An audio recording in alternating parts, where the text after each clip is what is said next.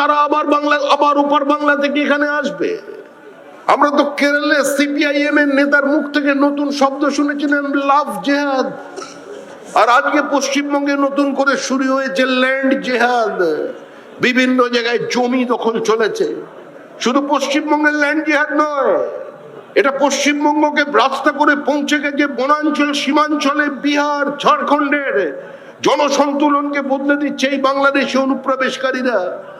র্যাডিকালাইজেশন কোন পর্যায়ে পৌঁছেছে, ওপার বাংলার মাটিতে রবীন্দ্রনাথের মূর্তি ভাঙা হচ্ছে, আর এখানে মালদায় তৃণমূল কংগ্রেসের ছাত্র নেতা রবীন্দ্রনাথের ছবিতে আগুন লাগিয়ে দিচ্ছে। এই অবস্থায় আমরা পৌঁছে দিয়েছি। মুর্শিদাবাদে দাঁড়িয়ে একজন 40 বছর বয়স্ক হিন্দু বিবাহিত নারী, তিনি বিএসএফ পুলিশ অফিসারকে বলছেন, গুলি চালান, আমার বুক ঝাঁঝরা করে দিন, আমি আপনার হাতে মরতে চাই, কিন্তু অন্যের হাতে শরীরকে অপবিত্র হতে দেব না। আপনারা দেখলেন বাংলাদেশে জীবন্ত পুড়িয়ে মারা হচ্ছে দীপু দাসকে। কে দীপু দাস? কি তার অপরাধ? তদন্তের পরেও কোনো অপরাধ তার বিরুদ্ধে প্রমাণ করা যায়নি, কোনো অভিযোগ তার বিরুদ্ধে নেই। একজন মানুষের উপরে লিঞ্চিং হলো, তারপরে তাকে জীবন্ত যখন পোড়ানো হচ্ছে তার ভিডিও করে কিছু মানুষ উল্লাস করছেন। এটা কোন জগৎ, এটা কোন পৃথিবী? আজকে ওখানে দীপু দাস জীবন্ত পুড়ছে, আর পশ্চিমবঙ্গের সীমান্তের কিছু কিছু জায়গায় সেটাকে সেলিব্রেট করা হচ্ছে। চন্দন দাস, হরগোবিন্দ দাস মুর্শিদাবাদের বাবা ছেলে। অপরাধ কি? অপরাধ তারা হারমাদ নয়, তারা যোদ্ধার নয়, তারা জমিদার নয়, ধর্ষক নয়, ব্যাংক ডাকাত নয়।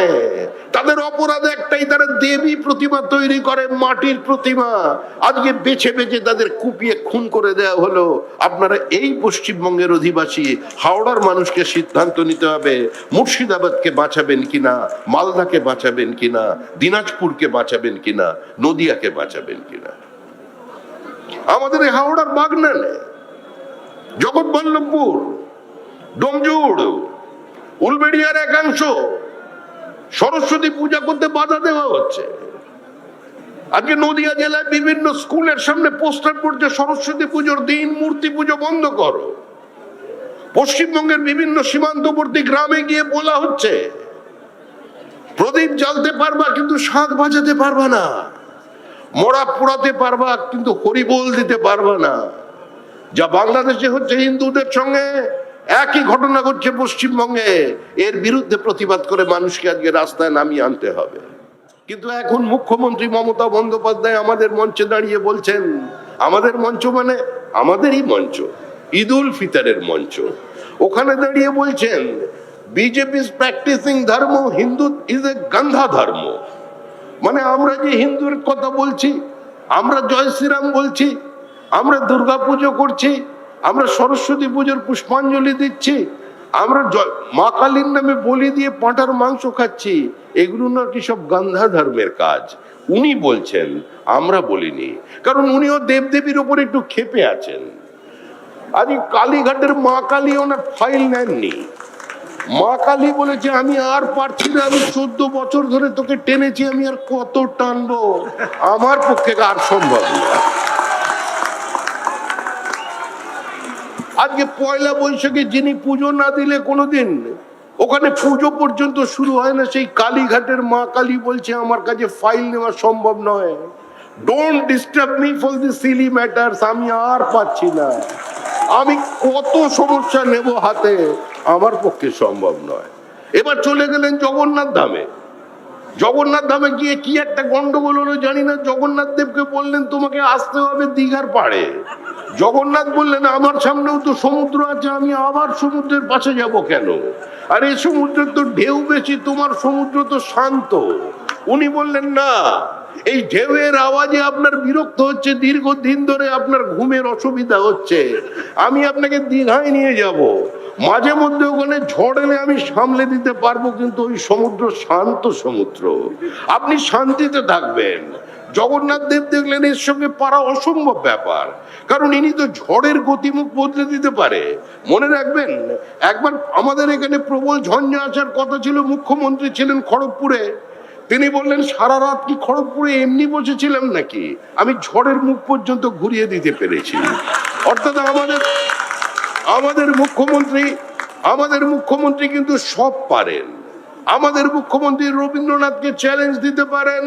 আমাদের মুখ্যমন্ত্রী রবীন্দ্রনাথের স্বপ্নের বিশ্ববিদ্যালয় বিশ্বভারতীর সামনে বিশ্ব বাংলা বিশ্ববিদ্যালয় তৈরি করে দিতে পারেন। আমাদের মুখ্যমন্ত্রী গীত বিতানের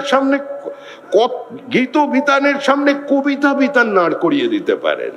আমাদের মুখ্যমন্ত্রী গীতাঞ্জলির পরিবর্তে কথাঞ্জলি নিয়ে আসতে পারেন। জগন্নাথ দেব অনেকক্ষণ বিচার বিবেচনা করে দেখলেন এর সঙ্গে পারা যাবে না, ফলে আমি যাই। জগন্নাথ দেব শেষ পর্যন্ত এলেন, বললেন যে হ্যাঁ ঠিক আছে আমি যাচ্ছি।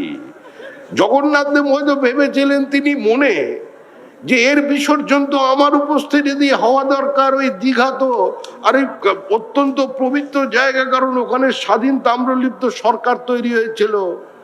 দেশপ্রাণ বীরেন শাসমলের জমি, মাতঙ্গিনীর জমি, বিদ্যাসাগরের জমি, ক্ষুদিরামের মাটি, ওখানে নয় বিসর্জনটা হোক। কিন্তু মুখ্যমন্ত্রী আবার জগন্নাথ দেবের উপর ভরসা রাখতে পারলেন না। তিনি আবার নিউ টাউনে চলে এলেন, ঘুরে ফিরে নিউ টাউন। বলেন আমি দুর্গা মন্দির তৈরি করব। দুর্গা মন্দিরের জন্য জেসিবি মেশিন এলো, মাটি কাটা শুরু হয়ে গেল। হঠাৎ প্রগতিশীল কিছু মানুষজন তারা বললো এই জমি তো আমাদের জমি, আমরা মুসলমান, আমাদের জমির ওপরে কোনো দেবমূর্তি তৈরি হবে না।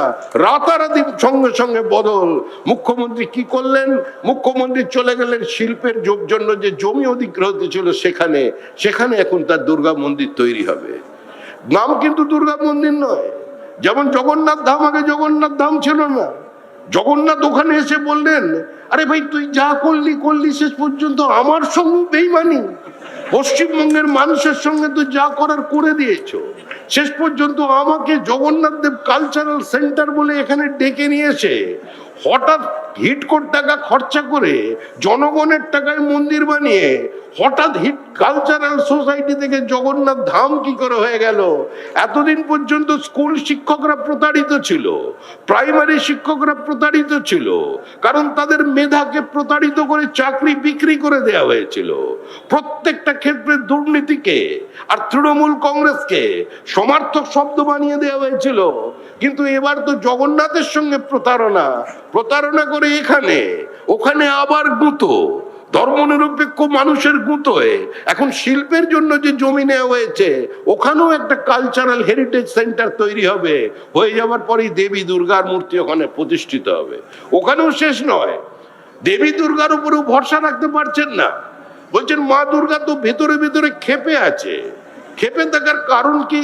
কারণ আমরা তো জানি দুর্গা পুজোকে বরণ করে মহিলা করবার পরে সিঁদুর লাগিয়ে তারপর প্রণাম করে মা দুর্গার বিসর্জন হয়। উনি বলছেন বরণের পরেই বিসর্জন নয়, বরণের পরেই আমাকে স্যালুট দিতে হবে। স্যালুট, দুর্গা স্যালুট দেবে, উনি দাঁড়িয়ে দাঁড়িয়ে নেবেন কার্নিভাল। বরং ভেতরে মা দুর্গার মনের মধ্যে কি ইচ্ছে আমার জানা নেই। সেজন্য উত্তরবঙ্গে আরেকটা জায়গায় যাচ্ছেন, বলছেন মহাকালের মন্দির বানাবে। অর্থাৎ কোন দেবতাকে ছাড়ছে না, প্রত্যেককে ধরে নিয়েছে। কিন্তু পশ্চিমবঙ্গের মানুষ গণদেবতা তারাও ঠিক করে নিয়েছে যে 2026-এর নির্বাচন তৃণমূলের বিসর্জন। আমাদের ভিডিও ভালো লাগলে লাইক এবং শেয়ার করুন। কমেন্ট সেকশনে গিয়ে জানান আপনাদের মতামত। আরও ভিডিও পেতে আমাদের চ্যানেল সাবস্ক্রাইব করুন এবং প্রতি মুহূর্তে খবরের আপডেট পেতে প্রেস করুন বেল আইকন।